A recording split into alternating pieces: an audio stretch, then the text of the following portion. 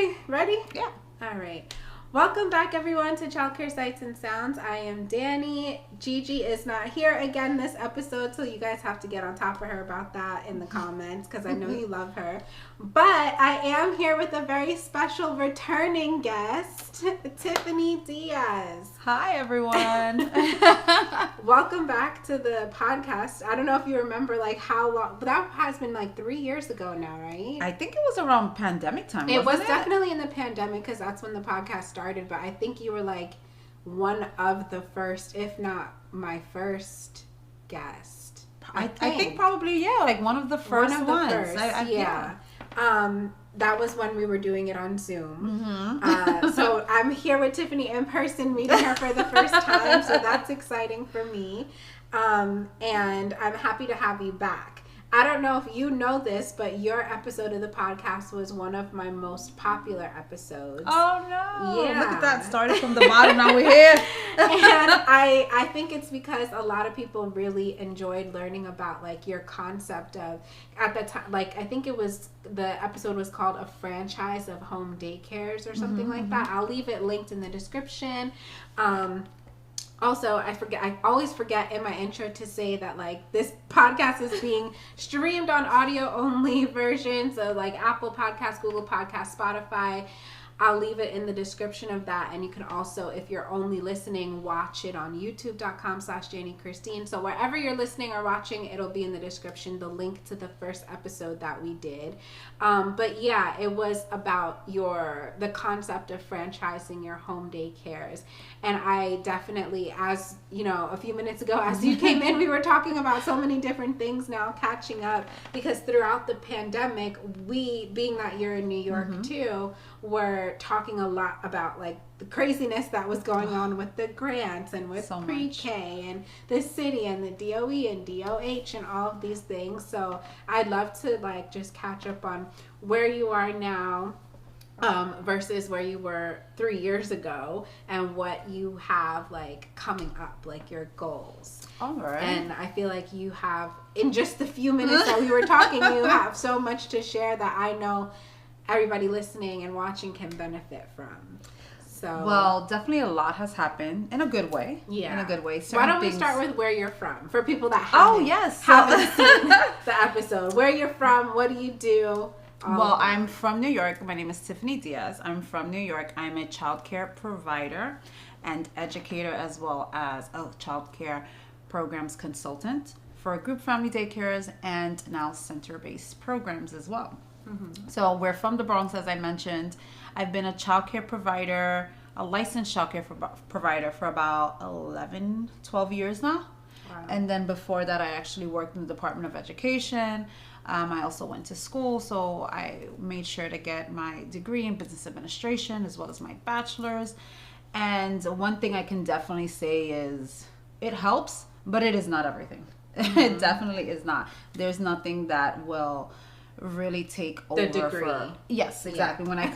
When it comes to the degree, they don't teach you everything, and even taking the trainings and the courses, nothing really makes up for real life experiences. Right. That's for sure. Especially from the business owner perspective, owning the business, having a degree in education. Yeah. What are you Or even working for the Department of Education. True. It's so different from what it is when it's your own program. Yeah. When these are your kids, because you take ownership. You know, you really do love it, what it is that you're doing, and pour into these children. So you really have even a sense of I guess, commitment. Yeah. That's what it is. Commitment to your community, your family, where maybe when you're working within the DOE, it's a little different. Right. And even just the challenges that you have to face as a business owner, whether it's childcare business or not, the different challenges or different, you hosted a session in my childcare conference on demand, and you were talking about your lawsuit situation. Absolutely. That what degree is going to prepare you for that? I feel like you learn so much through each step of problems that you're facing, and then that's when you gain the experience and the knowledge. Like, and you also realize it's lessons. okay. Yes. Because in the moment, you almost feel like you're drowning. Like you're like just doggy paddling in the middle of an ocean. Yeah. And as time goes by and things not work itself out, because obviously you do the work too. Of course. But you're like, oh, I got through it. Yes. I think about that like, all the time. Yeah. How like every time I'm faced with in the beginning, any sort of minor inconvenience or problem or like incident would be such a huge, dramatic, traumatic thing for me. And now it's like, now anytime something new comes up that I haven't experienced, it's like, okay, this is like the 50th time. And I will get through it the same way that I got through all the other things over the years. And I think it's also that we don't take it as personal. Yes. We don't, just let it consume us in a way that automatically, that's it. I'm going down the rabbit hole. That's it. All is lost. I have failed. So yeah. Exactly. Well, so in that episode that you were last in, you were telling us about how you have your home daycare and you have 3K. Is it 3K or pre-K or 3K. both? Okay, yeah. You have 3K for all, which is, if you're not from New York or don't know what it is, it's free universal pre-K for families. They don't have to pay. It's like public school for 3-year-olds and 4-year-olds. And we as childcare providers can contract with either your local school district or in Tiffany's case, being that she's in the Bronx, with the city, the DOE, in order to provide that service for local families.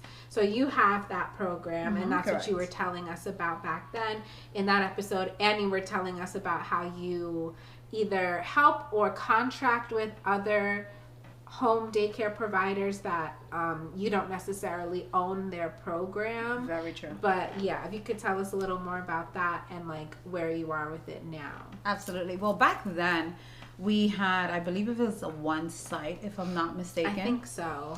And I even went ahead and spoke about this childcare business owner, because I like to call them childcare business owner. We're not just childcare providers. Right. We're more than that. Mm-hmm.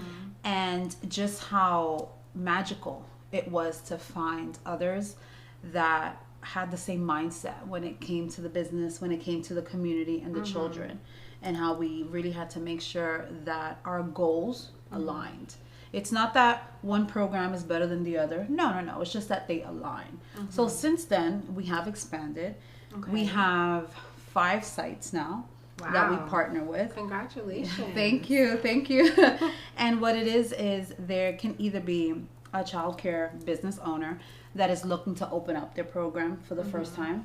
And maybe I'll give you guys a couple examples. So for instance, we have one that she was a childcare provider previously many years ago, but she let her license go and now she's ready to open it again. Exactly. Okay. So we start up from the process, from square one.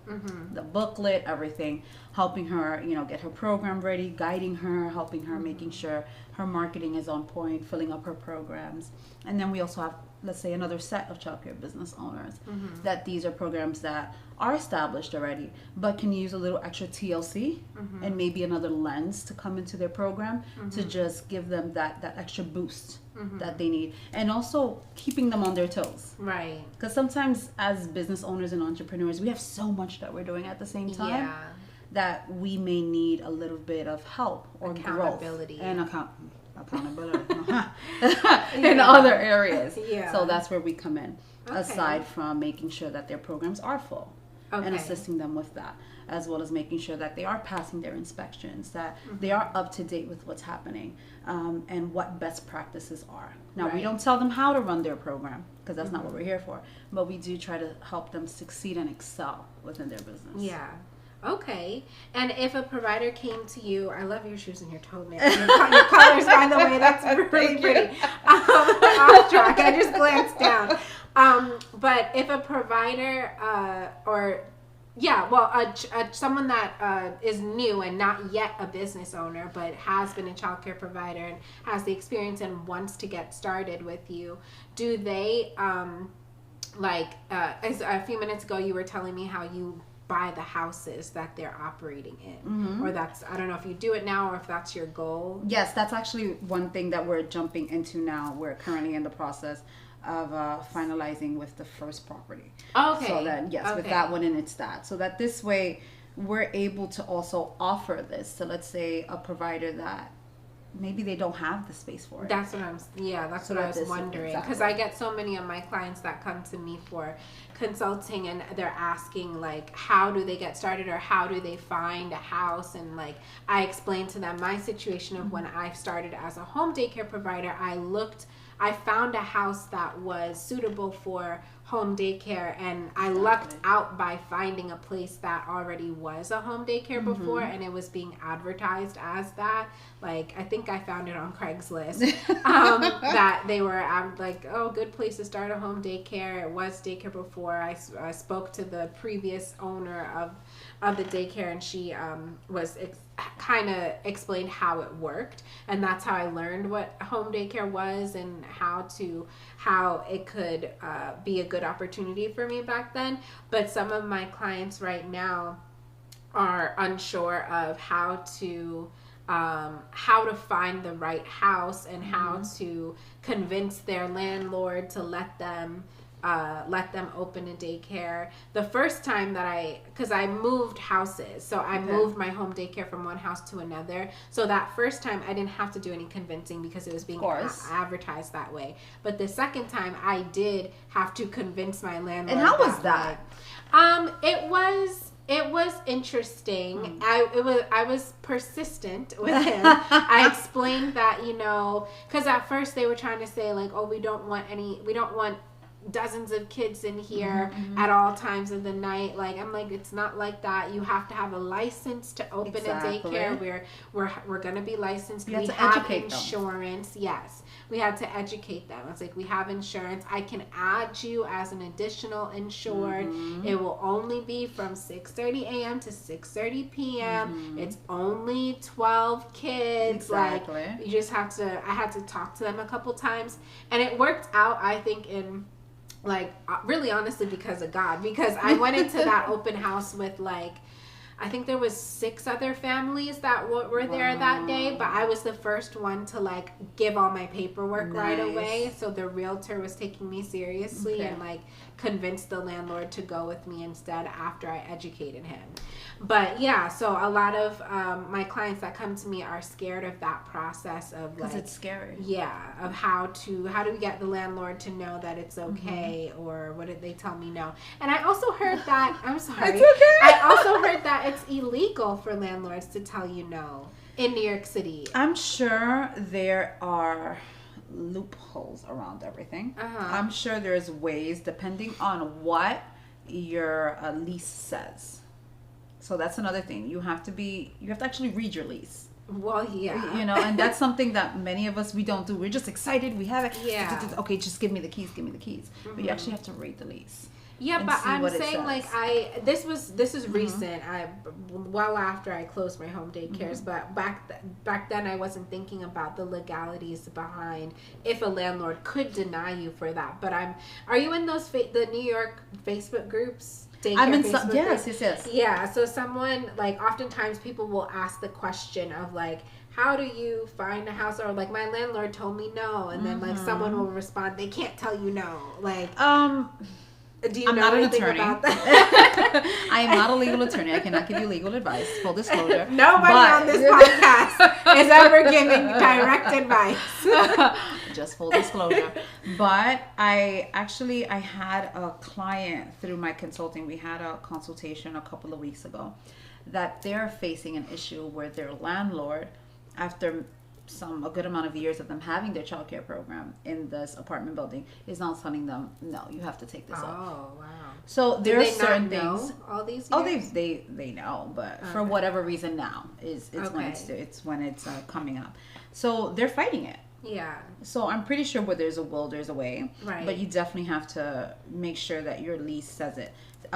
Make sure you read your lease to see what it says, because there will be some leases that say, for whatever reason, maybe because it's rent stabilized, or maybe I'm not sure what the terms might be or the language might be when it comes to that, but some will tell you that. So it's something that's very important for those looking to open up their childcare business within their home. Do need to make sure they look at. Another thing as well is, we had a client that came to us when she was looking to expand, and she wanted to expand with us. Unfortunately, she went to an apartment before starting with us and got denied. Thankfully, she was able to break that lease. Got denied for licensing for the daycare. Oh, wow. Exactly. Okay. Thankfully, she was able to break that lease, and she got Right. someone else in there. But imagine if she would not have been able to. Yeah. That would have been horrendous. Yeah. Horrendous. Yeah. So there's a lot of different things happening. There's a lot of just different quirks that you need to make sure that you know of, the regulations, which is something that we do assist with to make sure that even if you found an apartment, let us take a look at it. Granted, we're not inspectors from the Department of Health and Mental Hygiene. Right. Full disclosure, and we cannot litigate whether the Department of Health and Mental Hygiene will say yes or no, but we will base ourselves on what the regulation is. Yes. Because if it's not written, it's not said, which means it's not valid. Right. Definitely don't sign any leases until you're 100% sure. Exactly. Or make it clear to your landlord what your intentions are from the beginning, so that, like, if you do get denied, maybe you can work out something where it's okay to get out of the lease. So thankfully that worked out for her. Is she all set up now? Actually, yes. She's looking for another apartment. I think she found one. We're gonna take a look at it first. Yeah. Now she's actually doing this. She's doing it step by step. Because that's the other thing. We get excited. Yes. I can't blame her. I'm just happy she was able to get out of it. Yeah. But we get so excited and we get just so enthusiastic of the possibilities and growth. You're but ready sometimes to start right now. Exactly. Yeah, that's me. I'm very much. Me too. Don't get me wrong. Me too. Immediately. Okay, so now you have 5 that are currently open and running. Correct. And only one of them is like your house that you're doing it out of, or is it like your program that you personally are running, and the others are franchise? So we have the 3K for all, which is mine personally. We have the single service one that I had previously mentioned to you. That's the one that we're converting into a commercial space, and that's the one that's going to be pre-K. Okay. And then the other ones are partnered programs. Okay, so the other 3. Exactly. And with the going back to my question from before, if a prospective childcare business owner wanted to come to you and say, like, oh, I'm looking for a house, like, is your goal eventually to be able to say, like, okay, yeah, we have this property, you can open over here? Exactly. Or like if they come to you and say, like, oh, I'd really like to open in this location, would you go look for a house for them and then buy it and rent it to them? Is that the goal? We have... Well, that was a really good one, Dani. That was a really good one. Well, the goal is not to just go out in the area that they're in. It's more so see what properties we can find and if they're suitable for childcare programs, and make sure that they're suitable, that there's a need for it. Yeah. That specific area is not saturated. True. Because we're trying to look at it from a business standpoint as well. Because we want everyone to be successful. We want to be successful, but also these business owners trusting us. Yeah. We want them to be successful. So, it's pretty strategic. Now, if it's something like, let's say, for instance, the childcare provider knows of a specific place, we'll definitely take a look at it. Why not? We always keep our eyes and ears open and do the numbers. Because one thing that's not going to lie is those numbers. Sure. If the numbers don't add up, it's not happening. Yeah. Because then it's not profitable for them. Yeah. So we definitely want to make sure that we're here for that. Okay. And do your other 3 franchisees, is that what you call them? The partners. Okay. Are your other 3 partners doing 3K as well? No, they're actually just doing the usual childcare mixed ages. Okay. Okay. And in your 3K site, you're only allowed to have 3-year-olds? From 8 a.m. to 2:20. Before and after, we're able to mix. So is it, you usually have older school age kids? Absolutely. We have before, we have extended hours. Since we last spoke, we definitely added on extended hours. Okay. So, and that's something that I always tell my clients. Within your license, read what your license says. If it says 12 plus 4, that means at a time. That doesn't mean you can't have shift care. Right. So we have about 6 to 10 kids that arrive before 8 a.m., between 7 to 8, and they get dropped off in school. That's a bucket that you can be filling with clients. Right. And then we have after schoolers, and then we have evening care, and then we have when school is closed, and we have summer camp. So there's definitely different ways. You got to maximize your space. 1,000%. We also have we're open at our centers from 6:30 to 6:30, and we have different shifts of care. So we also do the before school care and the after school care, and like even we only have UPK in one of our locations, but the other locations we also do like what we call a school day session, which is 8 a.m. to 2 p.m. Nice. So just for families that like want their kids to have a preschool experience but don't necessarily need full day childcare, they could pay a portion of the tuition rate and just be there for a couple hours. Very nice. But you mentioned the single service site that you're converting to pre-K. I don't remember if you expanded on that in the first episode of like what single service means. I can't remember either. So could you tell everybody, just because I think that's a great like business concept that people are not aware exists, that you can do something without a license. Absolutely, right? Absolutely. Once again, I'm not part of the Department of Health and Mental Hygiene. Okay, I am not an inspector. Full disclosure, but what I do is that I do read the regulations. Yes. I read the regulations. I listen to those orientations. And when you go online, if I'm not mistaken, there's 3 to 4 different categories. Yes. And within those categories, they'll be very specific, and they explain to you what is single service. Really? In Article 47 or not in on Article the when you website? go to the orientation on the website. Before Okay. you're ordering your booklet, may it be for center-based, group family daycare, whichever option it is that you select, they touch up on that, on what single service is and what kind of programs fall under that category. So could you give examples? Yes, absolutely. Dance school, single service. What does that mean? It's only one subject, so to speak, that's being offered. Only one service, which is dance class. Another example, karate. A karate school. That's all they're doing. They're not doing anything else. They're not doing karate with math and science and then basketball, because that automatically puts you into the after school category. Okay. So for us in our single service, we focus on academics. Okay. So we do homework help. Okay. And I will tell you, I have had pop-up inspections from the Department of Health and Mental Hygiene, because others have maybe told them, or said just that, that's a daycare. And they can just look it up. They go, no, this is not a daycare. This isn't registered with us. They've come, they've knocked on our bell and stayed there for the whole time to see if we were actually running. Are they even if you're not a licensed or permitted program, you can't just be like, excuse me, please get out of my business. You probably can, but you don't want to ruffle those exactly. I believe you get more with honey. Yeah, true. Especially if you're doing things correctly. That is an important just little note, because I've heard over the years so many providers give their licensors attitude, or try to be smart with them, or make it difficult for them to exist in their program for an inspection that they're required to go through.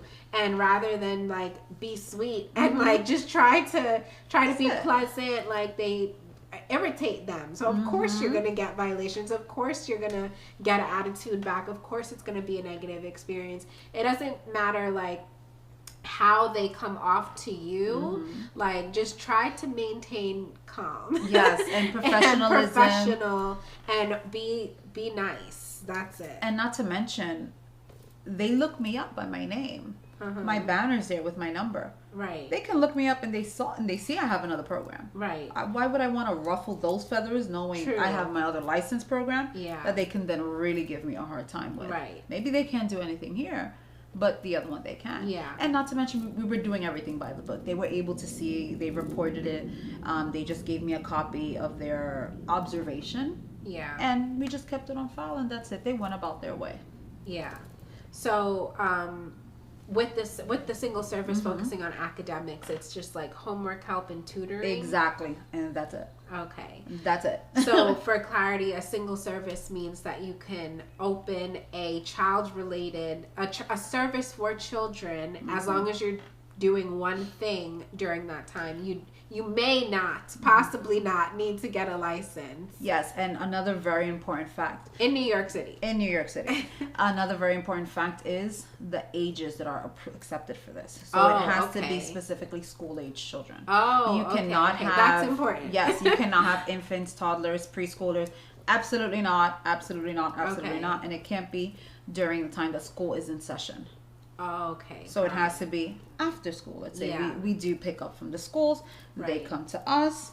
We go ahead and we assist them with homework help. We have academic and learning activities, specifically academics. That's our side. Maybe another side is, as the example I gave, karate or dance class. Remember, those are single services. You cannot mix. You can't do academics and then karate and then dance class. And you're an after school program. So you can't even do like, because I've seen ballet for like preschoolers. That's not do they need a license? I am not a representative from the Department of Health and I don't know why I'm asking you like you're the one issuing the licenses. But I don't know. I guess, and that's another thing that I see so many people complain about in the Facebook groups, mostly like upstate. But they talk about how like, I think when I saw it mostly when the restrictions were coming about because of COVID and how we had to like reduce our capacities and like they were saying like there's also all these different services or people are doing these things down the street and nobody's knocking on their doors and I'm like I guess it's just focus on you doing the right thing. Don't focus on what everyone else is doing because you're going to drive yourself crazy. Right. You're going to drive yourself crazy. You're going to get yourself irritated for no reason. At the end of the day, it's not putting anything of value within your atmosphere or your pockets. So just focus on what you have to do. Mind your own business. Mind the business that feeds you. Mind the business that feeds you, that pays you. Read your regulations. Make sure it's written. Because this way you're able to prove. Because let's say if it would have been a new inspector, they would have walked in. And they would have said, oh, you can't have these. I'm so sorry. Give me 1 second. Can you please show me where? In the regulations, it says that I cannot have a single service program. That's a little tip as well. I always turn it over and allow them to educate me. Right. I already know the answer. Exactly. But I want you to tell me because you know what? Who knows? Maybe something changed and I dropped the ball. Tell me what then I can do better. Right. And usually when that's the approach that you take, people seem to calm down a little bit more. They don't get as defensive. Right. So that's and that is important to know as as the owner or director, like that inspectors can be new. We recently got a new inspector than the one that we've had for the past couple of years.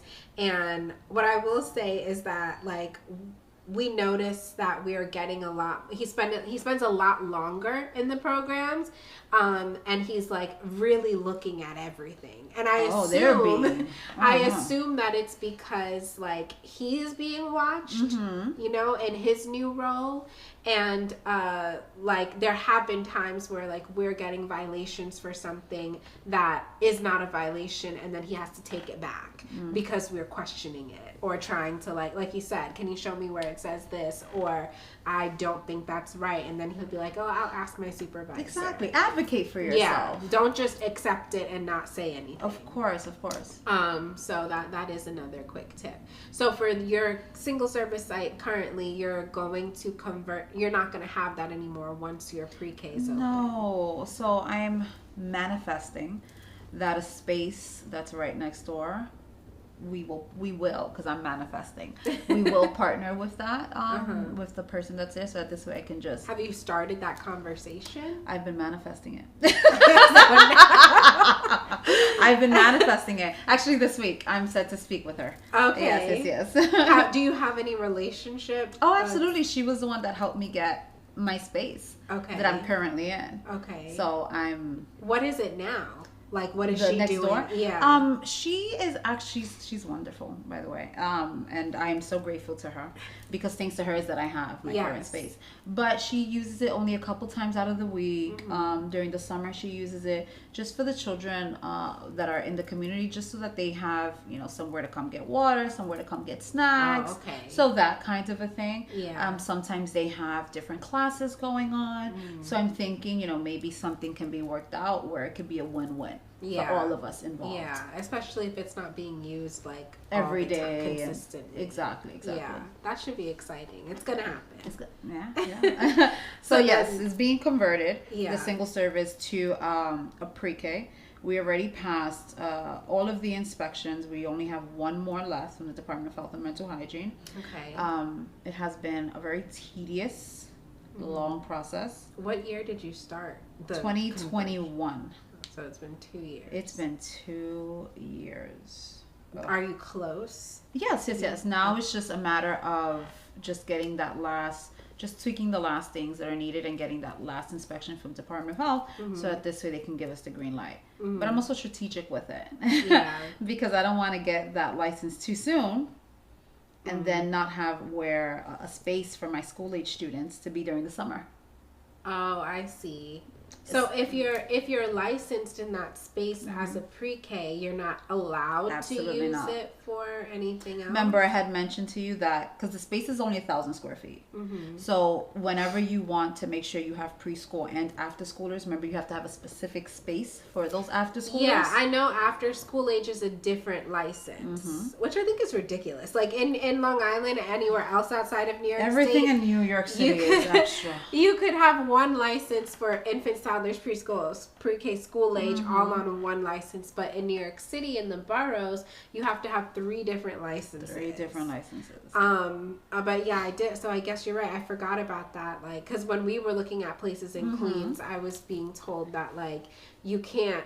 Because another thing you can do in my current sites right now in Long Island is that like this room could be a preschool room from 8 to 2, and then if we wanted it to be school age after school, it could then be like, okay, from 2 to 6:30 it's school age, which would make perfect sense. Yeah, but I was told in the DOH you can't do that. No, it has to be a separate room that's just empty if no school age kids.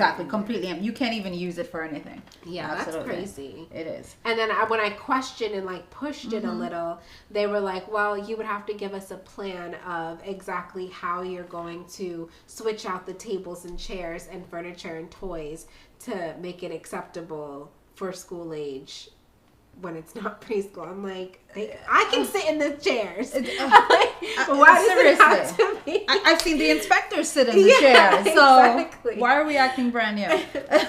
But yes, they have their ways. Have their ways. And I'm sure what that is. I'm sure something happened.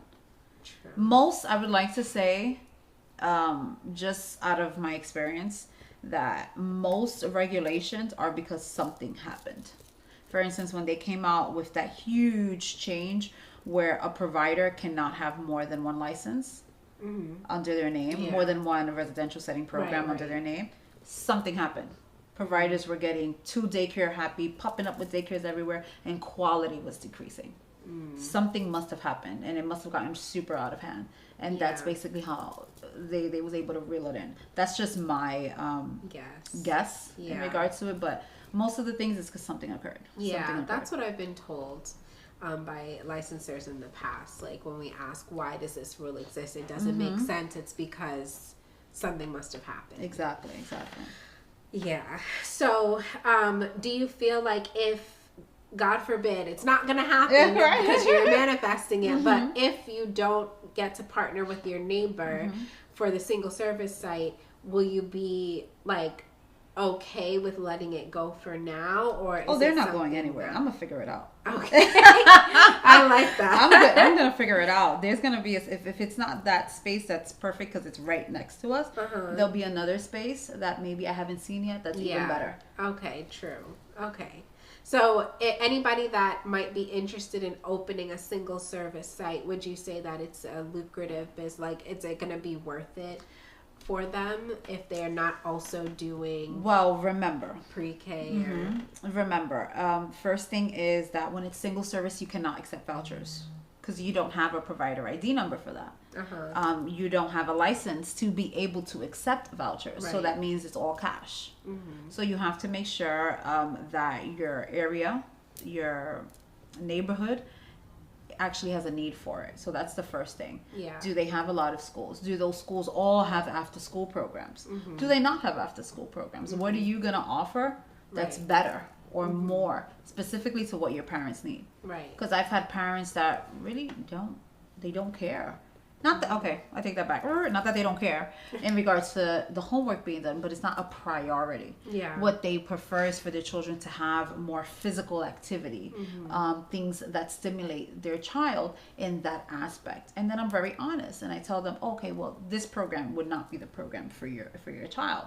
Right. There might be another. So you have to also know what is it that you're going to offer. True. What is it that that niche. Because that's what it is. It's a niche. Yeah. It's a niche. There's no other way around it. Right. What is it that niche needs? And can you offer that better than, let's say, the local schools that might be doing it for free?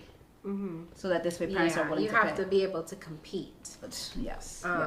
And make it so that and especially with school age kids who are very opinionated. Oh, they will tell you. Like, I don't want to go here. This is boring. They will tell you. We have to get super creative. Yeah. Because they'll be like, I don't want it to go work. Yeah. Well, I'm sorry, sir. I'm sorry, ma'am. This is what we're doing. Yeah. So you do have to get really creative and also find ways to work around it and make it fun. Yeah, exactly. So if someone is interested in doing single service or doing anything that you have mentioned, are they able to like call you or connect with you in some way? Yeah, do you absolutely. provide? I know that you have MFS Consulting. What does MFS stand for? My First Steps. My First Steps. Is that the name of your program? Yes, it is. Okay. Yes. So you have MFS Consulting, and please follow Tiffany on Instagram. I'm gonna put links to everything that you sent me or you want me to share in the description. But what are some ways that you work with people that are either currently business owners or looking to become one? Well, we do consulting as well. We also assist them when it comes to opening up their programs or expanding within their programs. We also do revamping of their spaces. So we'll go in and we'll set up a budget for them or utilize what they already have and show them how they don't have to put in extra money, but really maximize what they currently have as well. Okay. So it's pretty catered to what it is the person needs when it comes to childcare programs. Okay. We've had clients that specifically wanted us to focus on the revamping of their sites. We've had clients that wanted us to focus on coming in and literally just fixing everything. When it comes to everything, it means files, paperwork, children files, employee files. Show me and teach me how to do an employee handbook, how to make sure that I'm covering everything I need to pass my inspections. Or, you know what, Tiffany, I have an inspection coming up. Would you be able to do an inspection mock with me? Because I want to make sure I'm prepared for it. Yeah, that's so those kinds of things. Because it's very nerve-wracking. Yeah, we're seasoned, and It anytime is. I hear an inspector, my heart kind of Yeah. it skips a beat a little. For me, that's starting to slow down a little bit. I don't know if it's because of all the crap we've gone through over the years that it's like, okay, another inspection, you got it. Exactly. But every time in the past when we first opened, every time I wasn't there and an inspector came, I would like drop what I was doing and race to the center. I remember those days. I'm so grateful for not having to do that. Exactly. Now it's like we're doing. You got it? We know exactly. We're doing you need the me. right You know how to thing. get me. Exactly. Like call me if you need something, or just please figure it out. And that's the kind of freedom we try to instill in our providers, you know, to making sure that they also have quality staff. Right. So that this way, you know, if you're out because you have a doctor's appointment, you can actually focus on your health. You have to have a life outside of. I didn't used to have a life. No, there was no life. There was no life. This was not a possibility. Absolutely not. Absolutely not. Yeah. But that comes with time and or with guidance.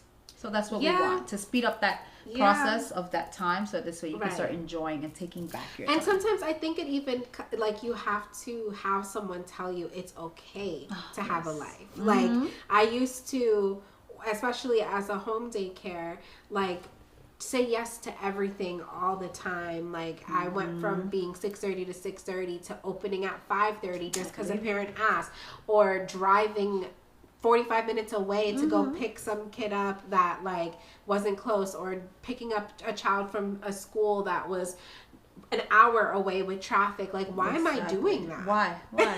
And then, like, I would be burnt out at the end of the day, and on the weekends I didn't want to do anything. And this is me in my early 20s. I believe it. Yes. What are we why am I doing this? So I think, and also, like, sometimes people make us feel bad for treating childcare as a business. They will literally call you money hungry. Oh, yes, you're gold digger. They'll say that this is a business first, and like, yes, it is. It is. It's a business first. It has to be. I have to pay people. Yes. I have to pay myself. I have bills to pay as well. Right. But yeah, if you need people to tell you that it's okay to put yourself first, it's okay to have fun in life. It's okay to, like, give other people responsibilities, delegate to your staff. Like you said, you coach your partners to know to hire quality people to work with them. Yeah, that's all important. So if people want to connect with you or get help from you, do you only work with people interested in being a partner, or it could be anybody? No, not at all. With anyone within the industry. Okay, good. Yeah, because the partnership it's just a piece. It's a piece of the pie. It's not the whole pie. Right. There's so much more that we do. You know, we also do classes with childcare providers as well. So Business 101, which is thankfully something we was able to offer when it came to your conference as well. So we do a lot of different things. Yeah. Okay, good to know. Something that I wanted to ask you about before you go is, what are you appointed as? I recently was appointed to be part of the mayor's Small Business Advisory Commission. Oh, nice. Yeah. So it's myself and about another 30 other small business owners within New York City. So we represent our industries and basically just speak in regards to what it is that's going on within our industry. Okay. We speak about what new legislative laws are coming out. Do they make sense? Is there anything that maybe we can discuss to see how improvements can be made upon them? Do they make sense to us as business owners? Because sometimes certain things come out, and once they get to us, it's already a law. It's already put into place, and we're like, so when did this happen? Yeah. So yes. Right. That's what we focus on in regards to those meetings. Got it. And if somebody is interested in becoming, I spoke about this, touched on it very briefly in a recent episode that I did solo about, like, becoming involved in your local, like, childcare community. Like, you just mentioned that you're appointed as something with the mayor's office. Like, how would you recommend somebody become engaged in the industry outside of just in their own program, so that they can have a voice or help with advocating? Well, I had to be very intentional with it because I'm naturally an introvert. I'm not an extrovert. I may seem like it on camera or, you know, on IG, but that's because I'm in my own space. Yeah, so comfortable. Exactly, I'm very comfortable. But I had to be very intentional. So that's the first thing I would tell someone. Be very intentional with what your goal is. So my goal was to just do more. I wanted to be more involved. So I started going to, at that time, UFT meetings.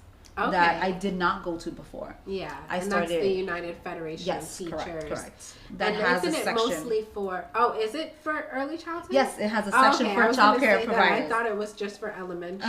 No. It's actually they have a section specifically for childcare providers. At one point in time, I was also the Bronx Borough chair to represent childcare providers in the Bronx.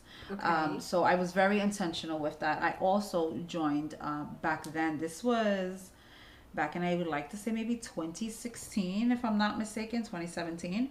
I joined a group movement called ECE on the Move.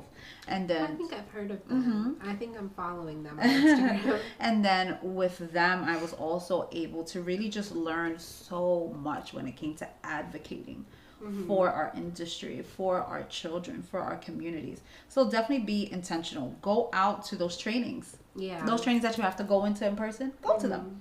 Those events that they have for childcare providers, actually go to them. Go and try to be involved in your local chamber of commerce. So there's the Bronx Chamber of Commerce, there's New York Women's Chamber of Commerce, there's a Harlem Chamber. There's so many different resources out there for small business owners. But if we don't put ourselves out there and don't come out of this little bubble that we're in within our businesses, we won't be able to just, see what's out there and get involved. Right. And that's another factor into it's okay for you to take a break and not say yes to everything. You have to make time to grow professionally, to network in order to, even if your goal is not to have 5 partners or multiple center locations, if that's not your goal, there's still ways for you to grow within your own space and to grow professionally. And that's a question I have for you, I guess. Do you have a specific goal in mind for your future of how many partners you want, or how many programs you want to own or run, or do you have a dream position career wise, since you have all these experiences? Well, I tell my friends, I just want to take over the world, Pinky. It seems I just want to take over the world and just make it a better place. I want to make it easier for someone coming up to be successful. Yeah. Because it's so hard, and there's so many things stacked up against us that sometimes you feel like you're so alone. And it gets really lonely, and it can get really sad, and it can get really hard, and people don't get the opportunity to really realize their potential until maybe someone else shows them. Right. So that's I guess that's what I want to do, show people their potential. Okay, so you're leaning more towards the consulting part of it. Yes, because it gives me freedom too. True. So in the future, let's say 10 years from now, 15 years from now, do you see yourself continuing to just create partnerships, or have you even thought that far, or do you personally want to be opening and running these programs? I believe that I would actually prefer to do more partnerships, because I feel that through that I can teach people how to do it correctly, or how to do it to the best of their ability. Okay. And assist them with that. I wouldn't close my programs, because I feel that then I wouldn't be in tune with what's really happening.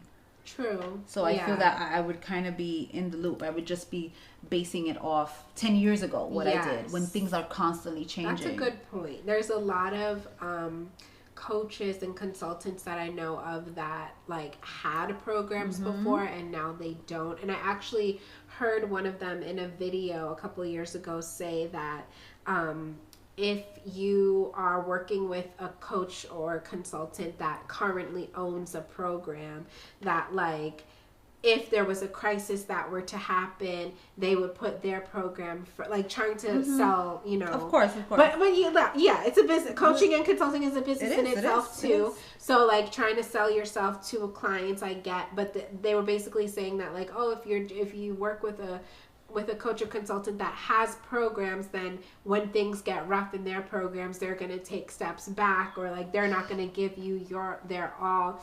And to be honest with you, that's not 100% wrong. There, at least for me, there are times where I go quiet on YouTube or stop the podcast because I am focusing on bettering my programs. But I feel if I don't, like you said, if I'm not in it, then how do I know what's going on? Or how do I know the best advice to give? Or every single time that I come off a consulting call with somebody, I'm giving them real contact information of people that I've recently worked with, places to go. Not old numbers from 5 years ago. Right. And that's no shade. It's just different. It's different experiences. And I think that it's true that if you don't have a program, you do have way more time to dedicate to your clients. But it's different preferences, I guess. Yes, and by all means, if whomever you're with is not meeting your needs, Right. then look elsewhere. Yeah, please. And then that's okay too. Yeah. That's A-okay too. Yes. There's nothing wrong with that. Exactly. But yeah, I think that is a great point to like keep your programs open so you could keep your finger on the pulse of like what's going on while you continue to grow the partnerships. Are your partners under your branding? Like, They are. So they're called MFS. Like, well, no, they still have their own name. Okay. Yes, exactly. I want any of the business owners that partner with us to have that sense of ownership. Okay. To own what they have. And there's something very beautiful of when it comes to the name of your program, and that's something I would never want to take away. True. From any childcare business owner. Okay. Because I know I would be hurt if someone would say, oh no, you have to take MFS off. Take My First Steps off. It's going to be named X, Y, and Z. You know, they have a sense of ownership, and that's not something, we're not trying to rip anything away from them. Right. What it is to build them up, to move even higher up. Okay. So it's still their business. It's still their baby. It's still their program. We're just here to help nourish their baby. Okay, good to know. And so you help them with like marketing? Like Absolutely. Their programs? Absolutely. The marketing of their program, setting up of their program. It all depends where the person is at in their journey. Mm-hmm. So someone that doesn't have a program and that is just starting is very different from someone that is established and has had their programs, but maybe doesn't have sufficient amount of children to even cover their bills. Right. So it all depends where the person is. Okay, good to know. So it seems like you're like a network, kind of. A network and this is actually, it's funny that you mention it, because years ago when I personally was in a network, I personally did not like it. I hated it. Okay. And I can say this to the camera, to anyone listening, it was not my cup of tea, because I did not like the fact that I would be giving it my all and there'd be someone coming in constantly to tell me what it is I'm doing wrong without helping me. Just tearing me down constantly. Right. And also paying me less than what the market rate was, and still taking from that. I don't understand. Like, when I talk to my clients now that may already have home daycares in New York, a lot of them are part of networks. When I was a home daycare provider, I'm sure networks existed, but I didn't know, like, I didn't think to join one. I don't remember it even being like an option. That was around early learn. Remember that early learn wave that came? I think I just wasn't like tapped in. I wasn't paying attention, or like, I don't know. I didn't know what early learn was until I had my centers. But it wasn't ever like offered to me. I didn't get anything in the mail that said join this network. Okay. So like, could you explain what a network is for people that don't know? The short version is, again, this is New York City. Exactly. Yes, the city. So if you're a network is an organization. Let's say, for instance, UFT, they have a network. I do not work for the UFT. I do not work for these networks. I'm just giving you what my experience has been. We're just talking as Dani and Tiffany. That's it. Like nothing else. And what it is, it's an organization. Ideally, the goal is to assist providers with trainings, with bettering their program, and also referring students, children to their sites, or families, I should say, to their sites. Usually the way it works, I imagine it still works this way from what I've spoken to with clients and just colleagues. Families, like say, whether they have a voucher or not, they can just go straight to the network, and then the network will help these families obtain a voucher. Okay. And the network will give them a list of childcare programs that they have. Okay. And then these childcare programs, the parents can go ahead, select which programs they want to attend. So the parents that are where are they going? Like, they're just going to the office. To the office. But how do parents know, like, oh, I need childcare, let me go find a network? That's a great question. Or is it just that they're going to? I'm not sure. That's a great question. You know what? When I learned, like, what I think a network was when I was trying to join the food program, and I think the food program had a list of networks that were acting as sponsors because like, in order to be in the food program as home daycares, you have to have a sponsor that comes and checks does the inspections basically. Now, as a center, I know what that means. I didn't know what it meant before, but as a center, I'm a sponsor. I don't do it for... You don't need to. I don't do it for other people, but like, I guess if I wanted to add on home daycares, I think I could do that. Okay. But I don't know. But there was a list of programs on, and they each were different networks, and I think it was that those networks were daycare centers. Like, they had locations.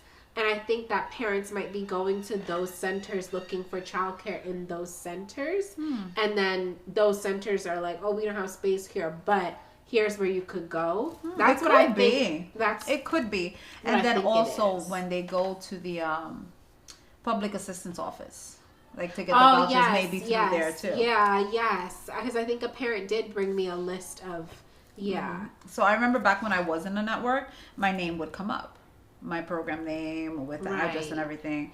So, but to answer your question, that's what a network ultimately is, and what I find. And they take a percentage. Yes, they do. How do you remember, like, or back when you were back in it? Then, when I was in it, this was back before obviously the increase in the market rate. This was 2015, I'd like to say. Yeah. Let's say if the rate was, just to throw out a number, $37 per child per day. The network paid us, let's say maybe $35, $34. That's the rate we would get, but then we would also get charged a fee aside from that for being in the network. So it was like double, it was like double taxation. Yes, it was like double taxation. Like they were credit card processors. And then aside from that, we would have the inspectors from the network coming. I remember it was my most just grueling inspection. He was there from 2 p.m. or 1:30 all the way to like 6:30 p.m. I'm like, oh my God, Department of Health isn't even ever here this long. Like, are you kidding me? You guys are here every other week. I wonder if there's regulations around being a network.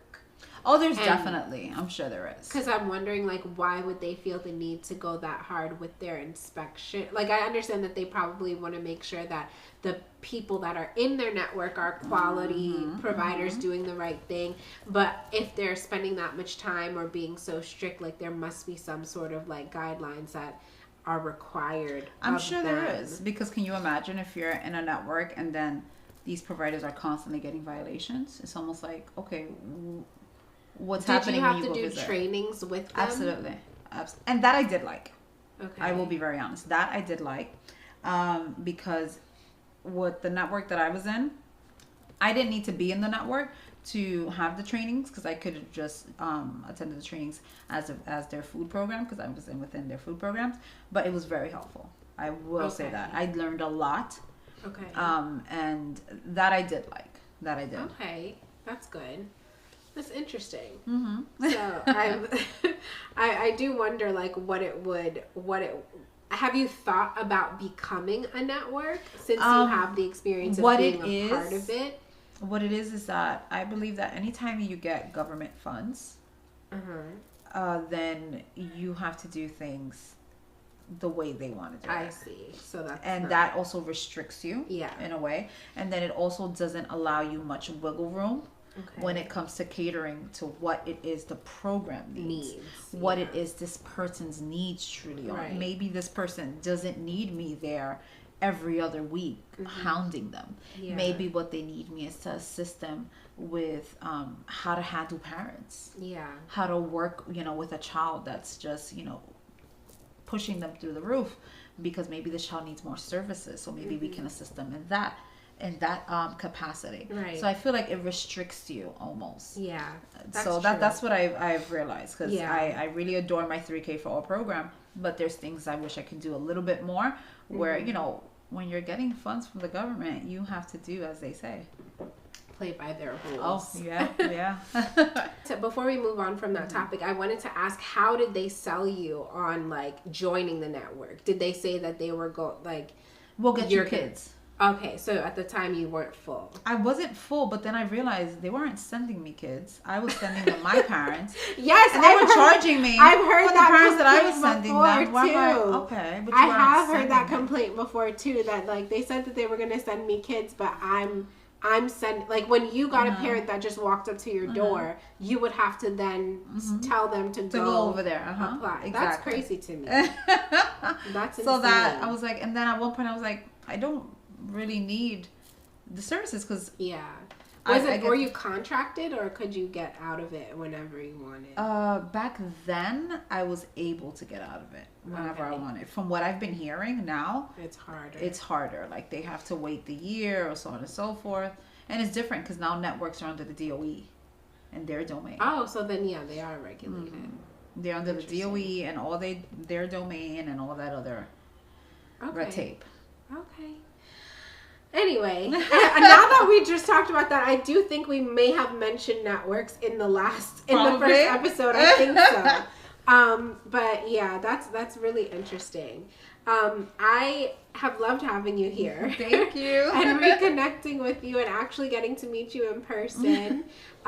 Before we sign off, because we do have to go, I wanted to know, like, if you could share where people, do you have a website? Yes, we do. Okay, what's your website? It's on my IG. It's rather long. Dani could probably put it down. Okay, I'll put the link. I was gonna put it as a title. But yeah, the Instagram page is MFS_consulting_NYC. I do see the link in her bio, so go click on that and follow her on Instagram. Do you have any other social media? Like, are you on Facebook or TikTok? Do you have a group? I do not do TikTok. I cannot keep up with everything. That to me, bless those that have all of those things. We have IG, we have WhatsApp, we have the website, we have the DMing. Yes, you guys can definitely reach me if you want to. That is enough. So yeah, follow Tiffany on Instagram. And is there anything else that you want to share before we head out? I think it's important for us as business owners, whether it may be childcare, whatever industry, to realize that we don't have to limit ourselves.